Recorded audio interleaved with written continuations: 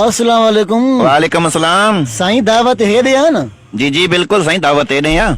पर पहिरियों नालो लिखायो। साईं मोटी अची लिखराऊंसि न। न साईं नालो हाणे लिखाइणो पवंदो, पैसा तव्हां खां वापसी ते वठंदासीं। ठीक आ, लिखो बेवस बहादुर बाराणी। साईं अचो हाणे कांटे ते। यार हे केड़ो तरीक़ो आ? उहो तव्हांखे वापसी ते तफ़सील सां ॿुधाईंदासीं।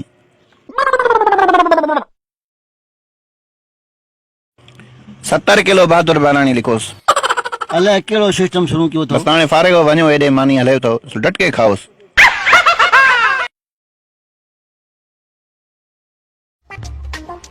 साईं अस्सलाम वालेकुम। वालेकुम अस्सलाम। दावत हेॾे आहे? जी जी हेॾे पहिरियों नालो लिखायो। लिखो बा वहीद अली। हाणे अचो साईं कांटे ते, तव्हांजो वज़न कंदासीं। हे नओं सिस्टम आहे छा? जी आओ साईं, इहो नओं सिस्टम आहे। वापसी ते तव्हांखे तफ़सील सां ॿुधाईंदासीं। 76 किलो लिखो वहीद अली। हाणे वञा? हाणे वञो साईं, डटके खाओ।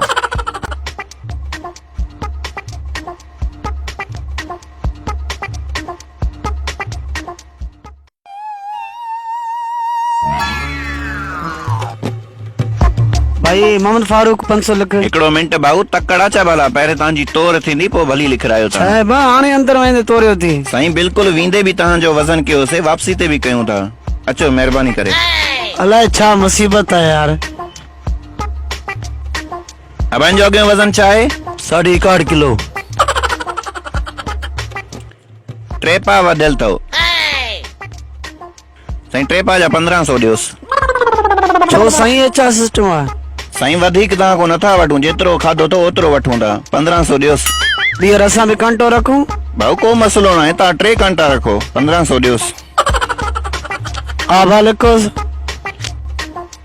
महिरबानी साईं, तकलीफ़ माफ़, महिरबानी।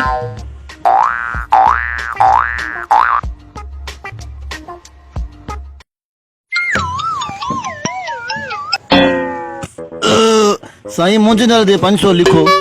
साईं एॾी तकड़ अथव छा? पहिरें पाण खे तोरियो साईं। यार हाणे वज़न कयो थी। साईं वापसी ते बि तोर कंदा हूं। ठीक आ, हे पाणी बोतल झलो। अलाए केड़ो तरीक़ो आहे पाणी तव्हां। बोतल अंदरों खणी आए न, हा पोइ इहो बि वज़न थींदो न। छा मुसीबत आहे यार। जावेद पहिरियों वज़न छा अथसि? अबा 70 किलो। 71 खां थोरो मथे आहे, तव्हां 71 लिखोसि। घणो वधियो घणो किलो? 2000 रुपयो ॾियोसि। छो यार, मुंहिंजो त हिकु निकाह मां 500 ॾियां न।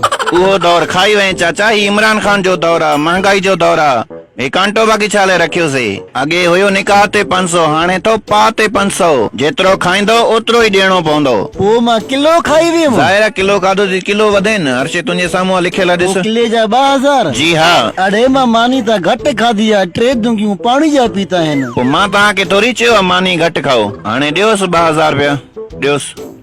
बस साईं अची फाथासे, पाणी जी बोतल झलो। यार चङो थियो जो छोकिरे खे न आंदो, न त 1000-1500 उनजो बि लताड़े वठेन हा।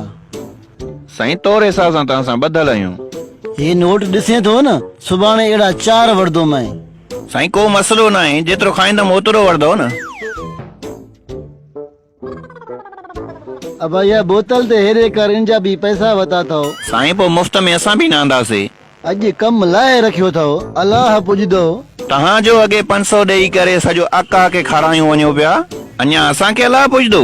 हाणे तव्हांजे लाइ इहो सबक़ आहे, हाणे पंधणे वारे खे बि तोर कबो। बस साईं हिन भेरे माफ़ कयो, ॿीहर असांखे बि तोबा। अबा लिखिया थी न 2000 रुपया। जी हो बा लिखियमि। झल दब हाणे मच्छर त पटनी।